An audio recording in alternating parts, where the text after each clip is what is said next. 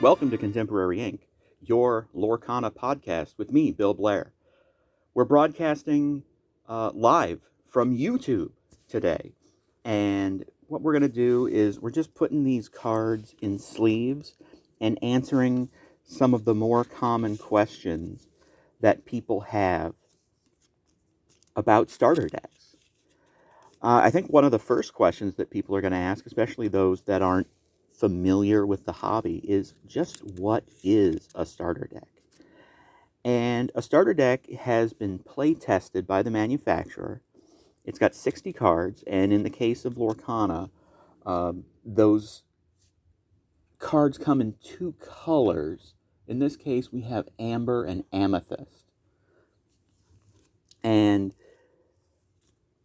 it's going to set up a different mode of play. There are 3 different starter decks that are available, and as far as I can tell, they're all alike in dignity. A starter deck is a fabulous way to start playing the game. If you buy a starter deck, it'll set you back about $17 MSRP. If you bought enough cards through booster packs to get 60 cards of 2 colors for a deck, it'll set you back about $110. And there's no guarantee that the cards that you get from those booster packs are going to work together. Now, we, in a different video, went through this deck and looked at the different amounts of cards that you get. But you can have up to 4 copies of, say, Rafiki here. And it's nice to know that when you buy the starter deck, you get as many cards as you need instead of just 1 or 2. Do I need 2 of these Pascals in this deck? Yes, I do. And that's how many you get. So what's the difference between a starter deck and a booster pack? Well, to the novice, they may look very similar, but to someone actually playing the game, they're very different. A starter deck is ready to go right out of the box. It comes with counters. It comes with 60 cards that are all play tested to go together. A booster pack is 12 cards that are theoretically randomly selected and put in the pack. When you buy a starter deck, you're going to get a lot of commons, a couple of uncommons, a few rares, no legendary cards. But when you buy a booster pack, you have the chance of getting something really rare and expensive, but you don't get something that you can play with. Like I said, you'd have to buy $110 worth of booster packs, maybe, to get the playability that you get from a $17 starter deck. There are 6 colors, and each of them represents a different mode of play. You can only have 2 colors in a deck, and the combinations of colors that you choose are going to offer you different modes of play. Now, there are 3 starter decks, and you might ask yourself, which one is the best? And for the purposes of this demonstration, they're all equal. You're going to have fun playing with all 3 of them. I think you should buy all 3 of them and take turns playing them with your friends and family.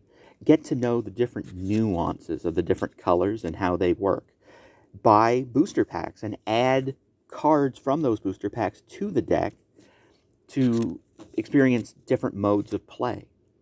Take those starter decks and mix them together to make new and different decks. Just go crazy. The next question is, should I buy multiple of the same deck to get all the cards?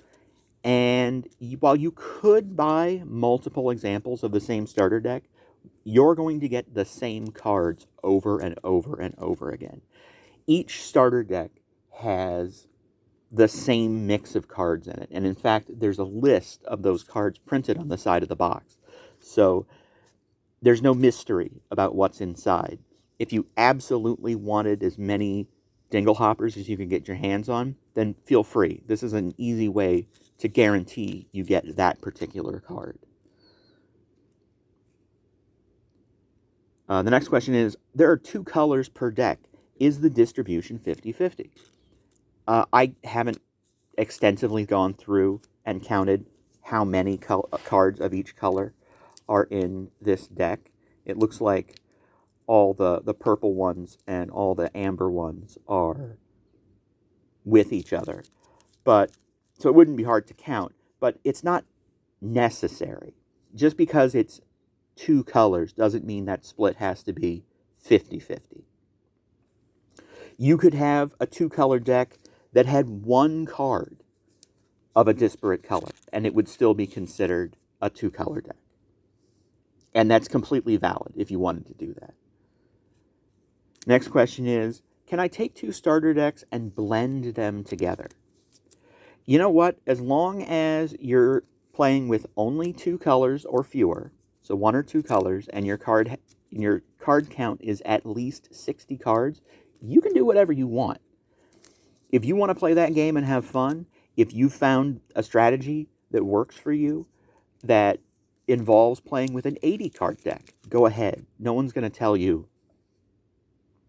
you're wrong. Should I just buy booster packs to get started? I'd get better cards. Well, that's true. You could do that. And in fact, when I started playing Magic the Gathering back in the old days, there was no such thing as a starter deck, and you had to. And you had to put in an investment. My first game of Magic the Gathering was a 5-color, 120-card deck that was just a bunch of booster packs stuffed on top of each other. I didn't know what I was doing. It was the most uncomfortable game of Magic I ever played, and I wouldn't recommend it to anybody. You're going to have way more fun starting out with a starter deck. Do I need any other accessories? Well, you don't really need any accessories that aren't included with the starter deck, because it does come with damage counters and it does come with a lore tracker. I think a lot of people are going to have a D20 already, and they're inexpensive at your local game store, and that might be a more standard way of keeping track of a number between 1 and 20. It also takes up less space in your box because it's tiny. You could also use, I've seen people using dice, like D6 dice, to count the damage, because I don't think anybody in this deck can take more than 6 damage. So go out and find a set of like 6 D6s you like the look of. You can probably get them for less than $10. You'll use those forever. Unless you build a deck that lets you bring more than, 6 people out into play at a time, in which case, I don't know, count on your fingers. Do you need to buy expensive sleeves? I swear I have seen boxes of fancy sleeves going for $25 or $30. You don't need them. If you have expensive cards that you want to play with, you got a couple of different options. You can buy really expensive sleeves to put them in, and I'm not saying that's a bad idea, but I'm on a budget here, and I plan on buying a lot of cards. So these literal 1-cent penny sleeves are good for me for casual play. And, I mean, look at this. This card on eBay in 5 years is worth like $2. So, there's nothing here of some great value that I'm endangering by putting it in something as thin and plasticky as a penny sleeve. If you want to go and buy sleeves with your favorite character on the back, go for it. Whatever makes you happy. I mean, I think they're making a lot of fun stuff now. There's some ones with cool dragons on it. I saw at the store when I was picking this up. I think the industry has changed a lot since I started. And I think the final question that a lot of people are going to have is, how do I play at all now that I've got this? And the easy answer is, this rule book comes with the starter deck. This PDF has been available online for months. This was something that they released relatively recently. Um, and it lays out everything and how to play. But if you have problems reading or you have learning differences, there's an episode of the podcast where I read this to you. You can also find a litany of videos on YouTube where people teach you how to play. And all of those are valid. Like, have your friend teach you if they already know. It's fine. It works. The important thing is to play with your cards and have fun. And that's all I got right now. Ashes to ashes, funk to funky. We all know Mr. Toad's a junkie.